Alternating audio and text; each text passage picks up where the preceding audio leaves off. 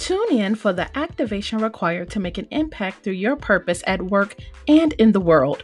From sales and marketing executive to now an international speaker, life and business coach, and media host, hosted by Melissa D. White, the activation specialist. That's me. We're getting real about personal and professional moments with the world's top leaders and influencers to help you activate your voice and amplify your story. Now, let's get activated.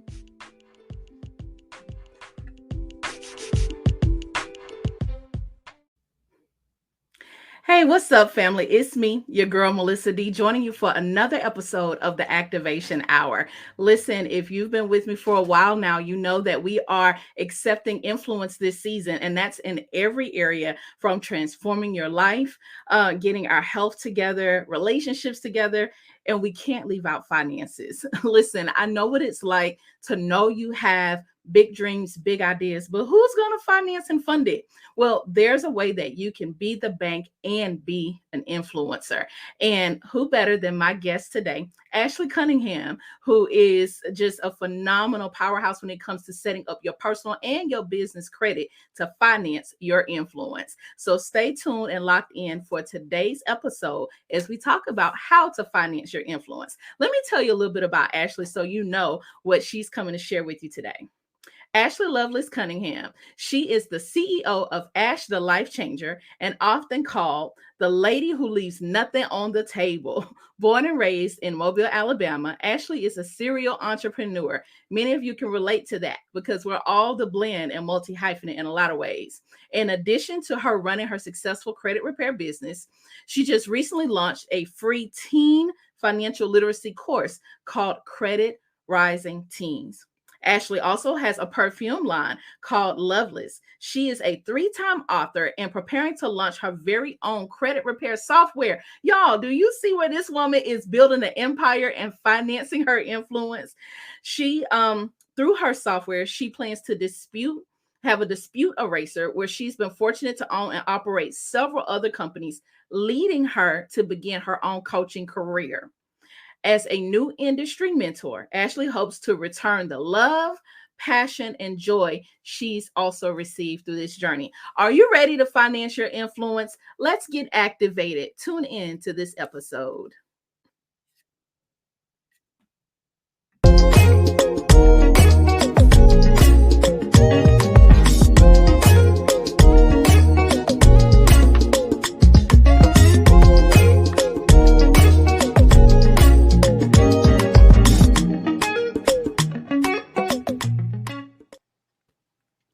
Hey, Ashley, how are you? I am amazing. How about yourself?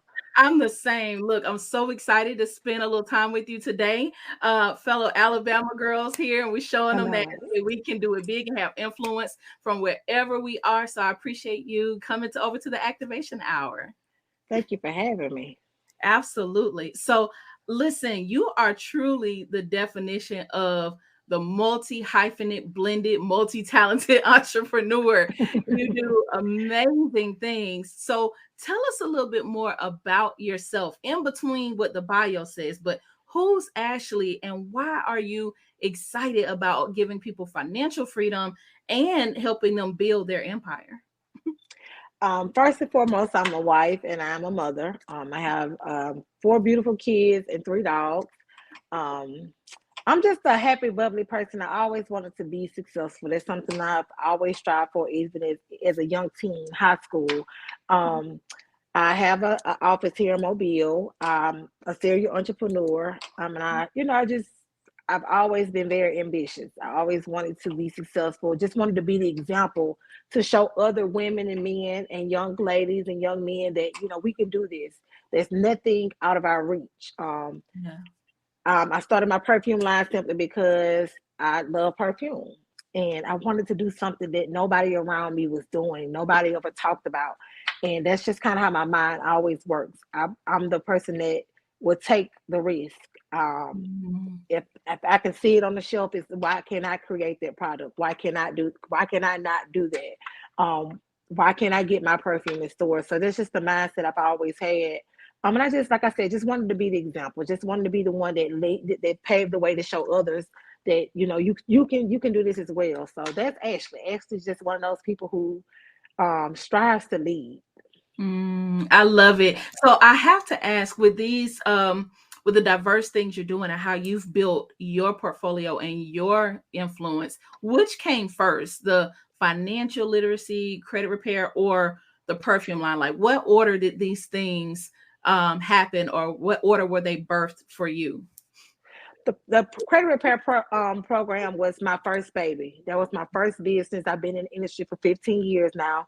Mhm. I got in it off of me having bad credit. My credit Mhm. was horrible, and I was playing around with it, trying to get a car, and something sparked once I fixed my own credit, and I saw how it actually opened up doors for me that were being Mhm. closed at one point in time in my life. And so I started reaching out and doing, helping my family fix their credit. And once I did that, it was like one day it clicked, and I said this really could help a lot of people, and I made it. I started repairing credit. It was really like a hobby at first. I was still working Okay. full time at a job, and once I found a love for it because I saw how people's life would change and they were able to buy houses and get cars that they never thought they'll be able to get.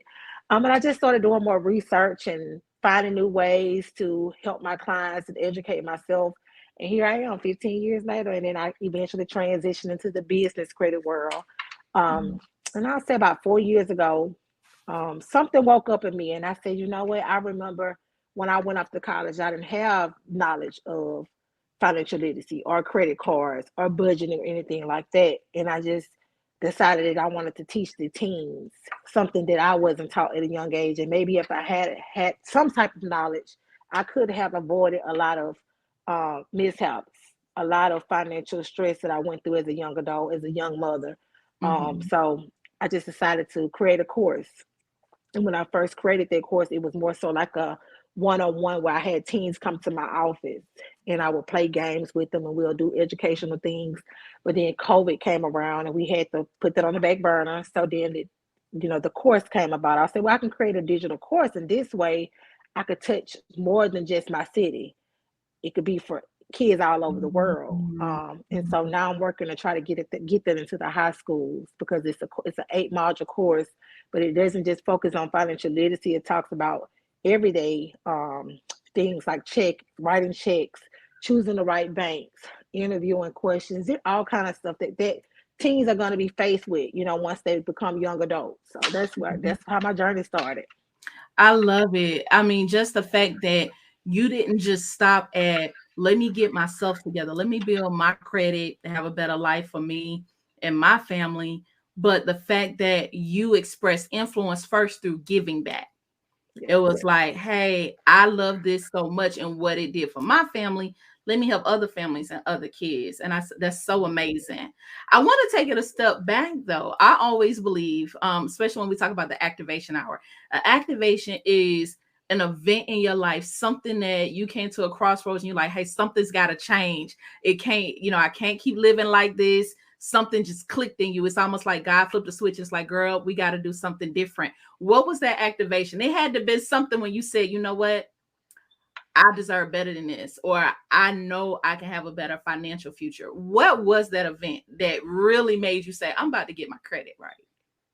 Well, I woke up one day. I remember when I moved back here to Mobile. I went to school in Montgomery, Alabama State. And I came back to Mobile and I stayed with one of my girlfriends for a few months. Till I, figured out what I wanted to do because my plan was to go to Atlanta. So I stayed with her for like 2 months and I ended up getting an apartment. When I went to get this apartment, again, I knew nothing about credit. I knew I got a credit card when I was like 17 years old in high school. Mhm. I didn't pay this credit card. I went to get an apartment, and when did the application, they said, well, we can approve you for the apartment, but you're gonna have to pay a higher deposit because your credit score is lower and you have a couple accounts on there. And I was like, okay, so I paid it. Still didn't focus on my credit. Um, Life happened. Got in a relationship. It wasn't the best. And when we parted ways, I had fixed my credit prior to us getting together. But when we parted ways, a lot of the stuff that we had collectively as a couple was in my name. And I had Mhm. a lot of debt. I had a good credit score, but a lot of debt. And at that point in time, I realized because life hit me really, really hard. I tell a lot of people, and one of my books that I wrote, which is called Beating the Beast at Its Game, I tell that story of how I went through a really bad financial setback in my life, and it was really bad, to the point where I didn't know how me and my son was going to eat. It was really Mm, working just to pay the bills, staying in the house, maybe $10 in my account to the next pay period. But I made it happen. I made it happen with the faith that I had in God, that I knew, it was just a test. It was a test. And I had, He was showing me that I misused finances when I had mm, money coming in really good, because I had good credit and I was mm, able to go just get whatever I wanted. So that point in time in my life was like a really big, it was a wake up call for me. And I tell people this all the time when I'm counseling my clients. I try to explain to them why I am how I am now, and I'm a stickler for educating people on mhm. financial literacy and budgeting and investing their money, because a lot of times when we are making good money and we are in a good position with our credit, we tend to make bad decisions because we're able to. Right. And when you don't know better, you don't do better. So, Mhm, I teach them like, hey, we could definitely get the high limit credit cards. We can definitely, go get the nice cars and the nice houses. But what are we doing to keep those items? mhm. What habits are we creating so we can keep these items so that we don't foreclose or get repossession? So that was a really bad situation for me, but I don't even look at it really being really bad. It was really like the birth of a new baby for me, because I actually had stopped repairing credit around that time.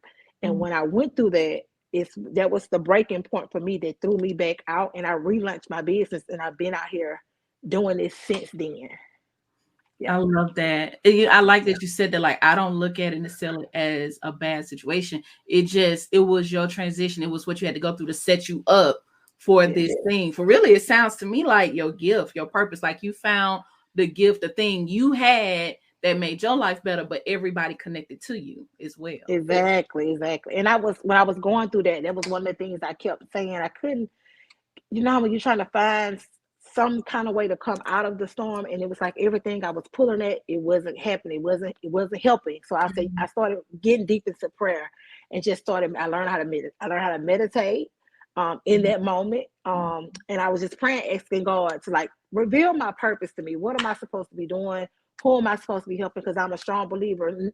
Out of everything that we do, there's somebody else we're supposed to be helping along the way. So I always say, like, what am I supposed to be doing? Who am I supposed to be helping?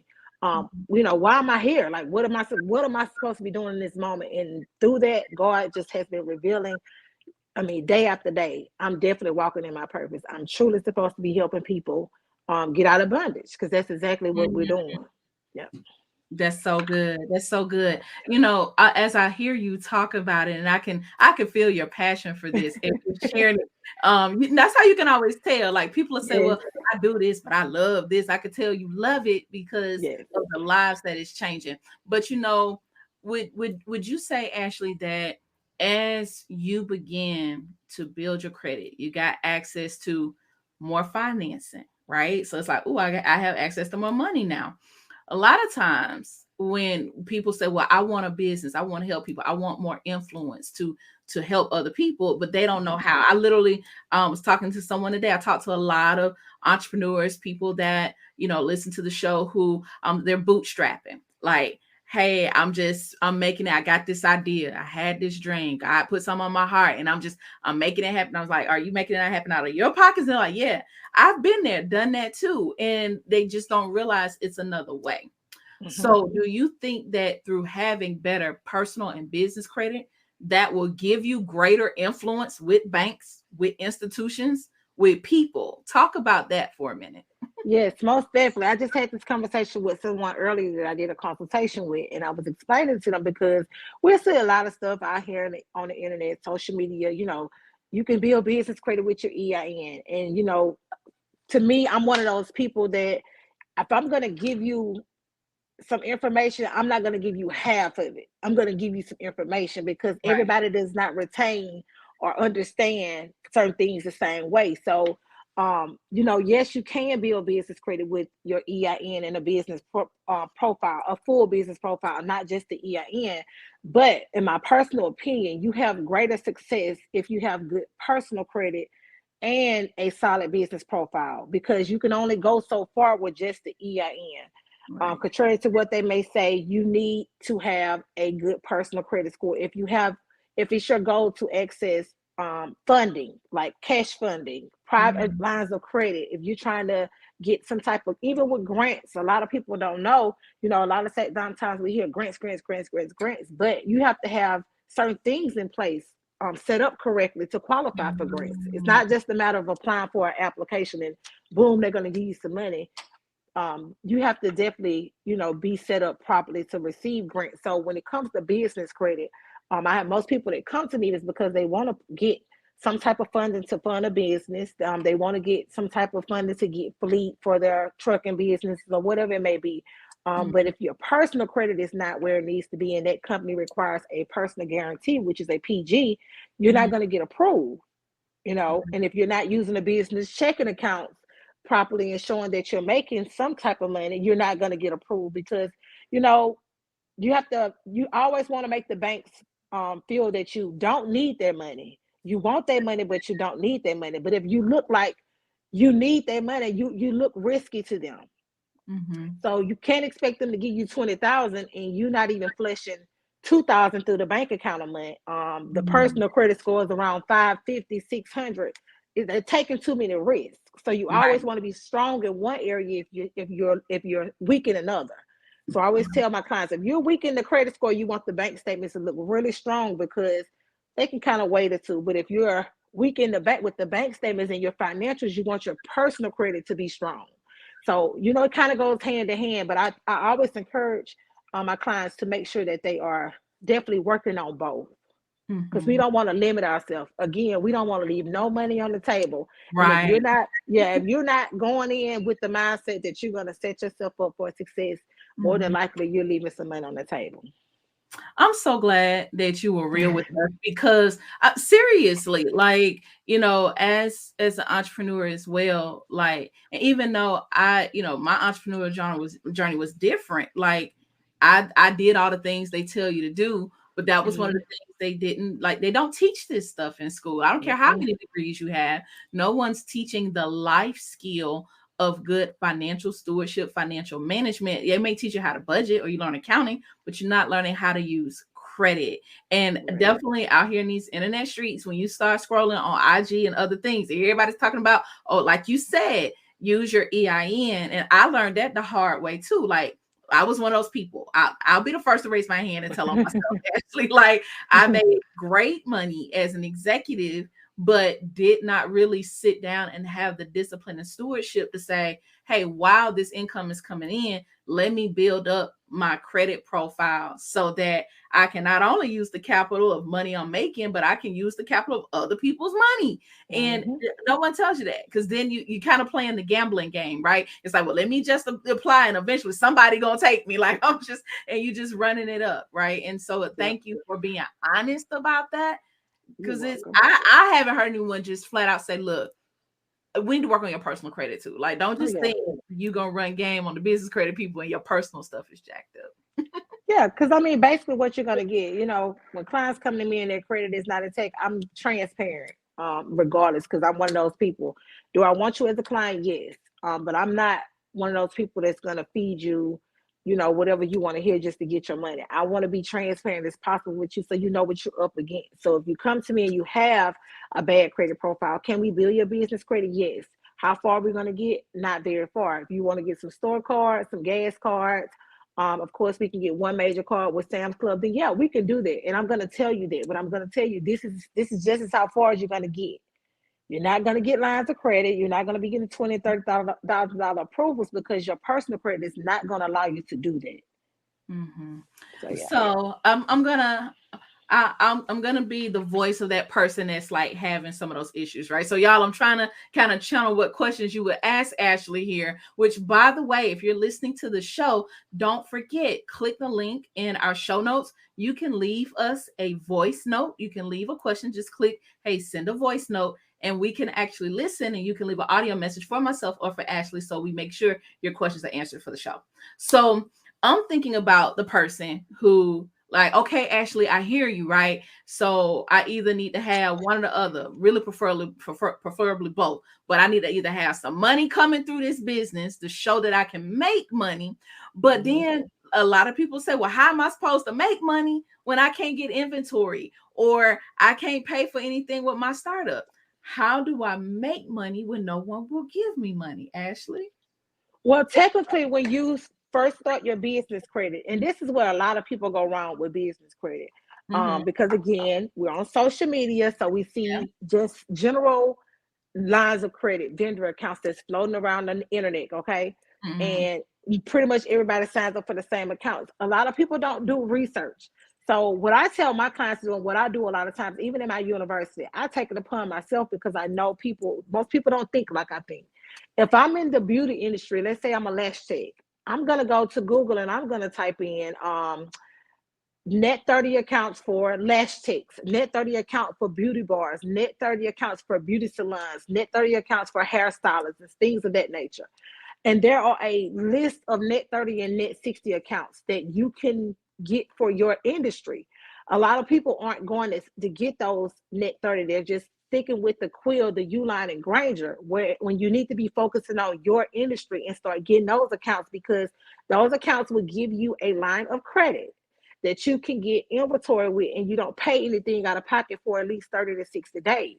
How is this helping you? This is allowing you to get your inventory, make your money, and then you pay back what you owe this company, but you've made a profit. So we always want to do research. You don't go with just the first thing you see on, Instagram or Facebook. There are other net 30 accounts out there that you can use that is like your first tier one or tier two accounts that requires you to have no perfect personal credit. No perfect personal credit. So you are definitely able to get inventory to start your business that requires you to have no money up front. So we just have to start doing our research and making sure that we are, using the net 30 and the net 60 accounts that work for our business. I know a lot of people, we just see certain things out there and we kind of go with the flow and what everybody else is doing. But I want individuals to know that if you're trying to grow your business and you don't have $5,000, $10,000 laying around, start doing some research and getting those net accounts that's going to help you leverage your business to start making money so you can show that you have money in your account. Now, when you get to tier two and tier three, you're pretty much set up. So if I were to sum up what you said, I hope y'all are listening. Have a plan for how you're going to use your credit Exactly. for inventory to run up the revenue and the income. Then you can Mm-hmm. go back and get those net 30 and net 60 accounts. I have it right, Ashley. Yes, ma'am. Yes, ma'am. See, I love how you said, you like, look, most people don't think like that. We don't think like how the wealthy think. The wealthy Exactly. understand the principle of what I call OPM. When you hear people say OPM, other people's money. Money. And that's Literally, the banks name of the do it game. all the time. That banks make money off of our money. Yes. And we're learning to make money off of their money. And if you haven't noticed, a lot of people are noticing, and I probably am noticing this because I do this day in and day out. The more of us are getting on business credit, this is something that we're tapping into. So, of course, when everybody starts figuring out what's going on and how to use it, they kind of start making it hard for us. And this is another reason why you want to get your personal credit intake, because a lot of accounts that did not require us to PG just months ago, they're requiring us to PG now. So it's going to get harder, but that doesn't mean we don't stop building business credit. We just make sure we put ourselves in a position so we can build. And if Yeah. they say we need to PG, that's okay. We'll PG. We're Mm, doing whatever we need to get to the top. We're going to continue to use their money to make money. That's the name of the game.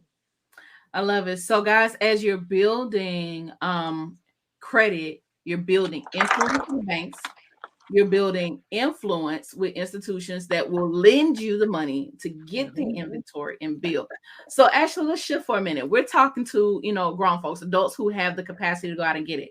But you also have the heart for the youth, for young people. As a mom, as a woman in the community, right? You came back home like, hey, let me go help my people, my hometown.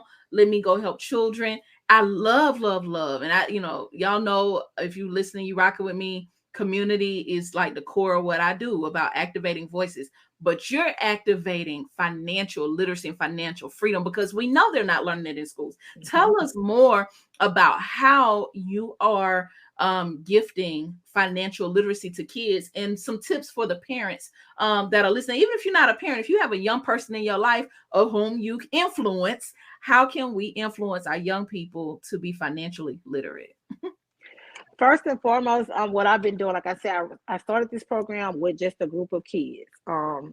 And now my movement with this, of course, I'm blasting it on social media, trying to get as many parents to get signed up, get the kids signed up as possible. And I've been encouraging parents, like, hey, if you lack financial literacy, it's a free course. Sign up. Because it starts with the parents. It starts at home, Yeah, and one thing that I'm really trying to push my parents, and why like I'm on social media and I'm probably way too loud than I need to be, is because as parents, we can help our teens get their credit in order before they even go out into the world. But your credit has to absolutely. be in order. You have to be able to set the tone, and by doing so, if your credit is in order, you can get a credit card, and you can add your teens on your credit card. I added my son on my credit card when he was 13 years old, and he's 16 now. And I was able to do the Equifax plan for it's called a family Equifax plan, and I could pull his credit Mhm. report. And I just pulled it this year, and he has a 784. He's 16 years old. But I did this when he was 13. I put him on my Nordstrom Visa credit card. I didn't really use the card. I kept the balance at like a 2% every month, put Netflix on it or something like that. And that is the card like that he's been on for 3 years now. So I set the tone early to make sure when he graduates from high school, he's going to graduate with an 800 credit score or better. So that is something that I did for my baby. I did that for my baby early on because I know when I graduated from high school, I didn't even know what credit was. That was not the Mhm. something that came across my mind. But now that I know better, I have to do better for him. So I'm sending him into the world with perfect credit. I'm educating him now. So this is something that we as parents, like we have to get our credit in order so we can help our kids, because if you're not focused on your credit and you're not excited about it, you're not going to have those conversations with your kids. You're not going to be focused on keeping this credit card balance low or adding your kids on there. Right. But if we get excited about it now and we go ahead and set our kids up, go take them to get bank accounts. Take them into the bank. Let you sit down with a banker and have the conversations with the banker about the different type of checking accounts, and how much money needs to be in this account, and about overdrafts and things of that nature. Mhm. When we don't have those type of conversations with our kids, they don't know until they're faced with those issues and how to handle them. And then some people don't want to handle them, so what they do, they Mhm. just leave their overdraft account out there, and then it becomes a collection, and now it's a problem. So I'm just trying to really educate parents, touch as many teens in the school system. I actually go to a school Tuesday to speak to some seniors, because I'm really big on not so much pushing entrepreneurship, but just giving the high school students options, because everybody doesn't want to go to college. Everybody can't go to college. Everybody parents are not set up to send them to college. And Mhm. we don't want them to come out here in the world and be confused about what they want to do when there's so much they can do. So I'm going to just introduce myself, kind of tell them what I do, and I have a course that I'm getting ready to roll out, which is how to create your own perfume private label line. So I'm going to be giving away scholarships when I go to the school Tuesday for some of the kids to actually take the course for free, so that they can, have, if they want to do it, the option is there for them. Wow. Even if they go off to college, it's still something that they could potentially, pursue. So I'm just trying to bridge the gap, just trying to show kids, hey, just a little brown girl who wanted to be successful, and this is what I'm doing, but they can do it too. So yeah. Yeah, well, look, I commend you so much for, I mean, I'm inspired and I'm activated listening to you. Like, it makes me want to do more, right? Like, I believe, and we talk about it in our community, activated living is a lifestyle where you don't just get excited and activated in your gifts, but what are you doing to give back and to Mhm. use that influence to activate other people? Like you said, you could have just been like, hey, I got this perfume line, I'm doing these things, whatever, look at me. But you're gifting, you're having influence, not just on your peers and other adults, but on a whole nother generation of future entrepreneurs. Y'all, That is accepting influence. That is the essence of what we're talking about in this season, is how do I take what I know and influence other people to do the same. That's it. Hmm. That's it. And a part of that is, and I'm so glad we're talking about this now, because what I take from what you said is you have to give. Like, you can build all the wealth you want, but if you're not reaching back and giving back, what are you doing it for? Exactly. You have to send the elevator back down. Have to Sit send it back elevate down. back down. Absolutely. So, okay, I'm building up to, I'm kind of connecting the dots for Ashley's journey. So next comes the perfume line, I guess. Like, you were Hmm. just like, okay, I got my money right. What I'm gonna do with my money? What we doing now? And then perfume. How did that come about, Ashley? In all honesty, I was laying in the bed one night, and I have a transportation business too, and I was like, I want to do something. I want to do something, but I want it to be different, and I want to do something that nobody around me is doing. And I went to researching, and then I went to looking around my room, and I literally don't laugh. I have about 200 bottles of perfume, and I was like, well, I'm a No firm believer, judgment. like, I'm not far yeah. behind you on that. Yeah. So my thought process for businesses, any business I ever started, I have to like it, and I definitely have to love it in some type of capacity. I don't always want it to be about money, because if I don't love it, I don't like it, I'm not gonna want to get up and do it. I'm not gonna want to push the brand. So I was like, I'm gonna start a perfume line. And again, I'm not one of those people. Like, I'm not. I don't think that there's nothing that I can't do. I'm a risk taker. So I went to researching. I went to researching, and I started finding suppliers, and I found a chemist, and I got my first fragrance, and I end up backing away from the project for like 2 years, because the chemist that made my fragrance the first time, he just went ghost on me. And I Mm. and I love that fragrance, and he went ghost on me, and I was like, okay. So I kind of got discouraged with it. And then maybe like a year and a half later, I met my husband. Well, I've been knowing my husband for like 20 years. We've been friends for 20 years. Me and my husband, we got together, was dating, and I picked that perfume line back up. And the name of the perfume line was Loveless. And I decided to name all of my fragrances, just things about our love. So my first fragrance is called Sacred Love. Oh, wow. Yeah, so that was my first fragrance, but it was in French. It was a more sacred. So I got that fragrance line. I did really good with it. I didn't get that one in stores. I reached out to a couple of companies to do some reviews on my fragrance to try to get them into stores. And I had a review about 6 months ago. And one of the guys that did my review, they told me that they decided not to go with it, but they did tell me exactly what I needed to do to get it in stores and why they decided not to go with it. So I told my husband, I said, okay, so my fragrance is going in stores, because when I first started this journey, and we travel a lot. And every time we travel, I'll always see like little fragrance shops in the airport. And I'll Uh-huh. say stuff like, Loveless will look good right there. Um, and Come we on, go to bigger, yeah, visionary. yeah. So we go to different malls. Me and him, we both, we like love perfume and cologne. Every time we go somewhere, we buy perfume and cologne. But I'm Mhm. a bottle girl. I like the bottles. Like, I have That's fragrances that I've never business even what wore. attracts you, right? You're like, "Oh, Yes, that's pretty." You don't know the yeah, smell. You just love exactly. it. It's pretty. I have so many bottles of perfume I've never wore. I just like the bottles. So um, when I started this next, I got a line I'm getting ready to come out with the first of the year. I was focused on the bottle, because my first fragrance, to me, a lot of people say it wasn't, but it was a rush for me. A lot of people Mhm. say it was, and it smells really good. The bottle's really classy and nice, but to me it was a rush. So I took the information that the reviewer gave me, and I took my time this go round, and I think I've narrowed it down. I narrowed it down. So I'm really, really excited about this fragrance, because what I've been doing like the last year now, I've been going into like Neiman and sex, and I've been studying the fragrance lines, the Mhm. bottles, the whole concept behind the bottles, the fragrance itself.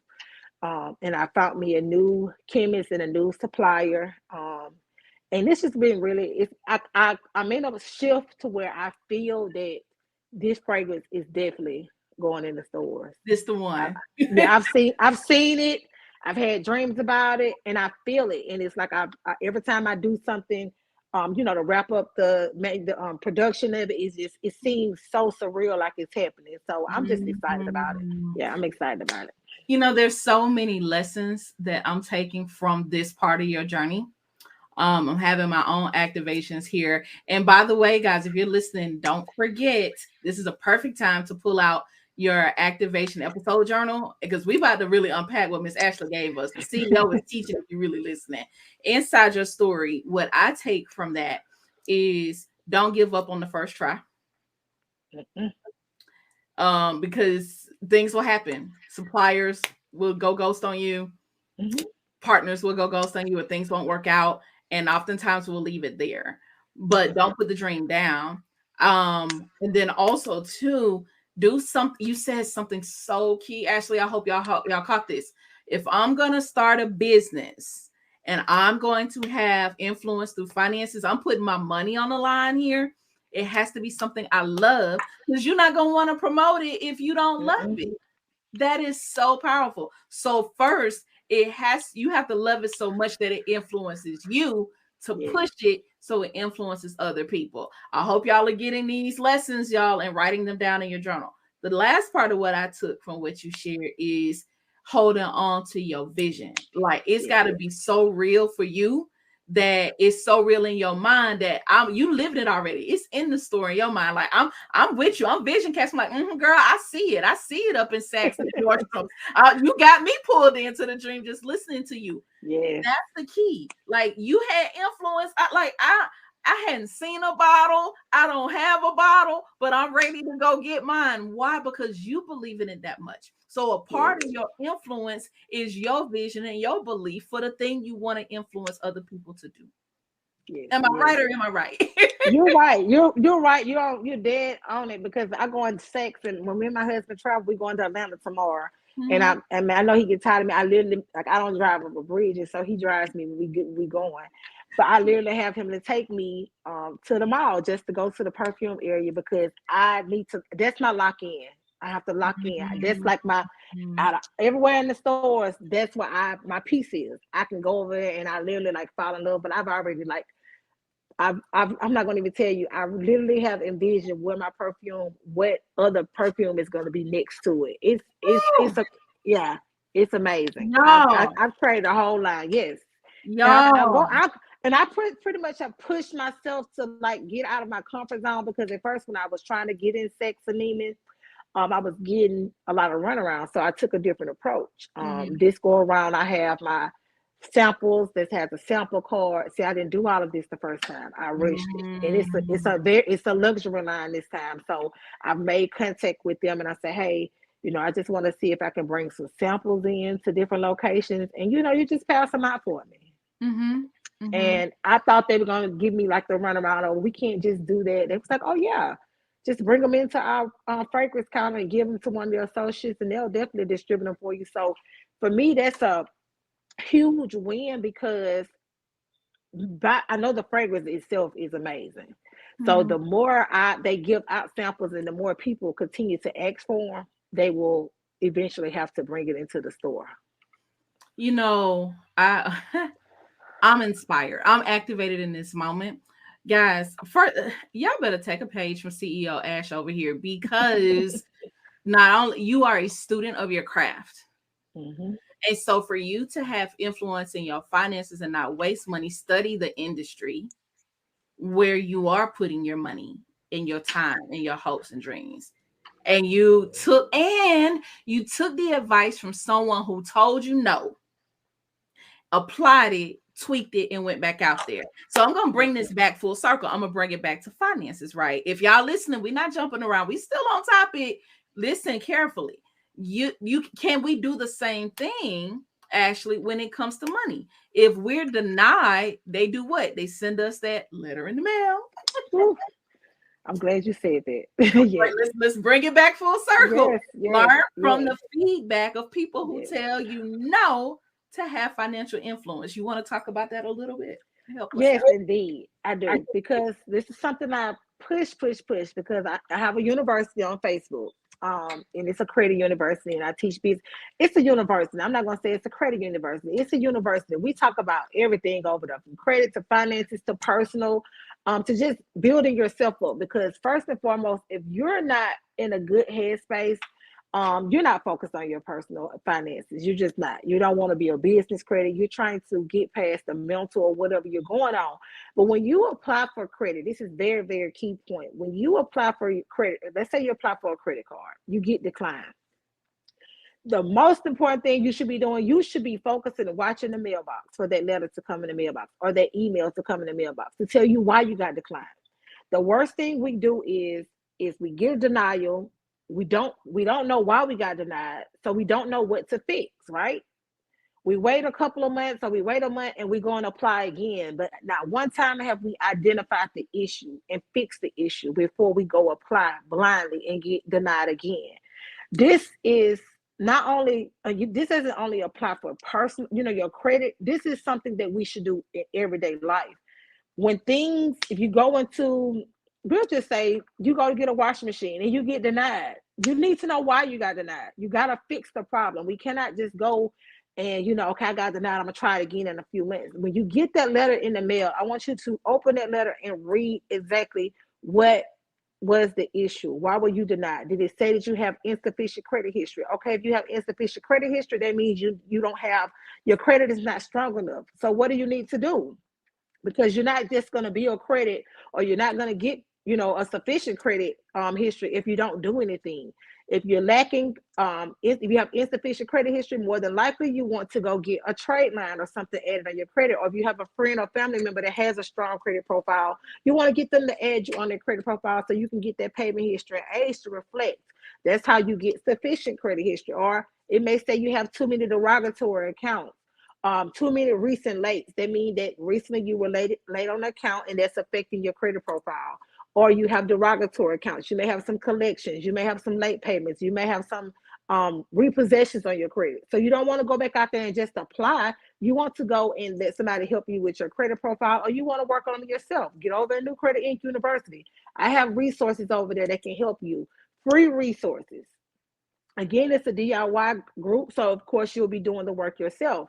If you want to get in my credit repair program, we can help you. We can help fix these issues if you want to sign up for the program. But you don't want to just go back and apply again. You want to attack these issues, clean up the credit profile, then you proceed with applying again once you know those issues have been taken care of. Because if you don't, you're going to get the same response. You have to fix the issue. And it doesn't mean, okay, I got declined, I'm just done with my credit, I'm not finna do this anymore. No, we definitely want to get the approvals, but we have to figure out what the issue is. And a lot of these companies are telling us what the issue is. We're not taking the initiative, and we're not holding ourselves accountable to fix it. Or, it's easier for people not to do it, or to stop, or just, not focus on the problem instead of fixing the problem. So we have to make sure that we're getting those letters, paying attention, listening to what's being said to us, and using that information as ammunition to do what we need to do to get the approvals and to move successfully in our lives.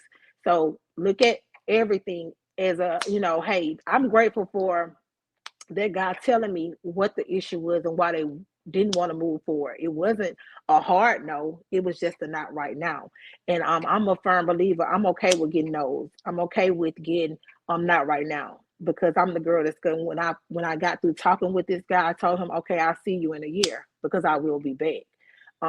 I just I'm not taking it as, oh, we're never gonna do it, or you're just not a good candidate. I'm definitely gonna be back, and I hope that you're the reviewer that I see next year, because I'll be back. So Y'all better get some of this resiliency. She dropping, like she said, I will be back. I will see oh you yeah, in a year. Don't be afraid of no's. I think that's why people are scared to launch out and do things. Ashley, it's because, well, what if they say no? Some people will. Like, go ahead and get yeah, that in your spirit. Some people will, yeah, but they're telling you how to come back and get the yeses. Focus on that. yes, Hone your craft, lock in, use your influence, your God given influence, and build influence through finances. Y'all, I'm so activated right now. I told y'all I got my episode journal. I don't know what y'all doing over here, but I'm taking notes. And if you want to take notes with me as you're listening to this episode and actually catch all the jewels that CEO Ash, the life changer, she changing lives through credit, through finance, through influence, y'all, make sure you go grab your journal. click the show notes. They are in the show notes, whether you're watching us live with our broadcast on YouTube or the replay, or if you're listening on all podcasting platforms, just click the link, grab the journal. I believe that there's no activation without action. And don't forget, we have to shout out our sponsors. This episode is brought to us by Activation Coaching International, where we are inviting you to meet us for our first VIP mastermind experience in lovely Nassau, Bahamas. We are activating by the ocean. Meet us December 8th through 11th. We literally only have a few limited seats left where you can activate with us for 3 days on a villa by the ocean, writing your story, building your message, building your platform to speak, and walking away with your package as a professional speaker in 2023. Meet me there. And go grab Ashley's information so you can get your money right and be there in the That's right. Bahamas. Oh, I love That's it. right. Ashley, I have so enjoyed this conversation with you. I'm serious. I got my notes and I am ready to take action on these things. You can never, like, I'm not an expert. I say I'm forever a student. I'm a student for every guest that comes on here, and this is no different. And I'm honored that you took the time today Yes. on Friday as we're talking to share this information. Any final thoughts, or you want to tell them a little bit more about how they can take part in your free university or any other resources to work with you, CEO Ash, the life changer? Yes, yes, yes. First and foremost, like I said, you can join us in New Credit Inc. University. It is a free university. You can come over there. Like I said, there are resources in there for you to build business credit, to repair your personal credit. When you come in, hey, we're one big family. Come in with positive attitude and get to work. You can reach me on newcreditinc.org. You can also, my mentorship program is on savagemodeCEOs.com. Hey, fragrance is lovelessfragrance.com. I'm on Instagram under CEO Ash the Life Changer. On Facebook, I'm under Ashley Loveless Cunningham. And I would love to connect with you guys. I hope that this information was valuable and you take action today. Most importantly, like Melissa said, there is no activation without action. We have to move with intentional action every day. You got it. Y'all, you've heard it from Ashley herself. Thank you so much for honoring us with your presence You're welcome. today. You're welcome. Family, it's been such a joy to get activated with you. Don't be stingy, y'all. If this information was good, you already know how I am. You got to share it. Make sure you hit like, subscribe, share this information, because we want to continue to use influence and help other people be financially free. I'm your girl, Melissa D, joining you for another episode. Make sure you stay connected for more of this season of Accepting Influence. Thank you, Ashley. Thank you, Thank audience. I'll you. see you on the next one. Bye, All right. y'all. All right.